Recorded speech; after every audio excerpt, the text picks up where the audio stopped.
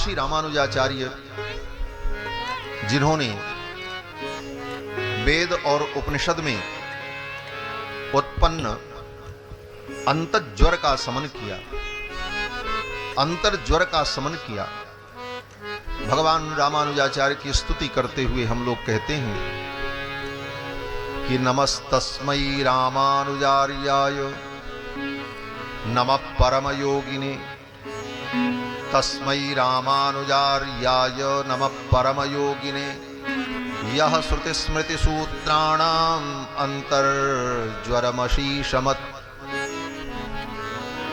ब्रह्मसूत्र उपनिषद,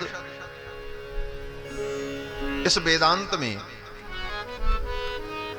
लोगों ने अपने बुद्धि के विक्षेप के द्वारा अंतर्ज्वर पैदा कर दिया। क्या अंतर्ज्वर पैदा कर दिया? बोले कुछ लोगों ने उपनिषद के आधार पर, सूत्रों के आधार पर व्याख्या की कि भगवान निर्गुण निराकार है। कुछ लोगों ने ऐसी व्याख्या की भगवान और जीव में कोई अंतर नहीं है, जीव ही भगवान है, अहम ब्रह्मास्मि। और जब जीव ही ब्रह्म है, हम आप सब ब्रह्म और भगवान हैं, तो फिर किस भगवान का भजन करेंगे? फिर किसकी भक्ति करेंगे?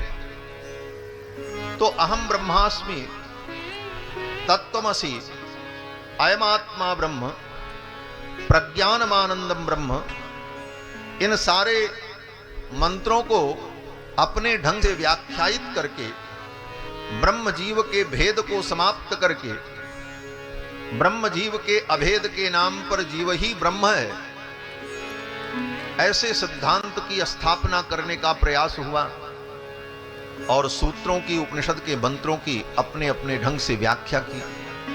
स्थिति ये उत्पन्न हुई कि ब्रह्म सूत्र और उपनिषद में अंतर्ज्वर उत्पन्न हो गया। उपनिषद और ब्रह्म सूत्र में अंतर्ज्वर उत्पन्न हो गया, हलचल पैदा हो गई। जैसे हमारे आपके शरीर में सारे पार्ट्स अनुकूल काम न करने लगे तो क्या होगा? बोले बुखार हो जाएगा, ताप हो जाएगा।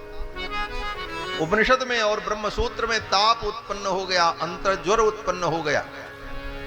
ऐसी स्थिति में भगवान श्री रामानुजाचार्य ने